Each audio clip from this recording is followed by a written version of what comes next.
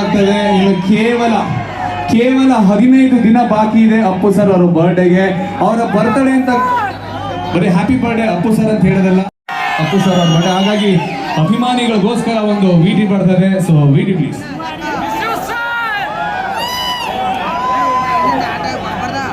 Okay, Appu sir ಅವರು ಒಂದು ಮಾತು ಹೇಳಿದ್ರು ಮಗ. ಏನ್ ಹೇಳಿದ್ರು ಗೊತ್ತಾ?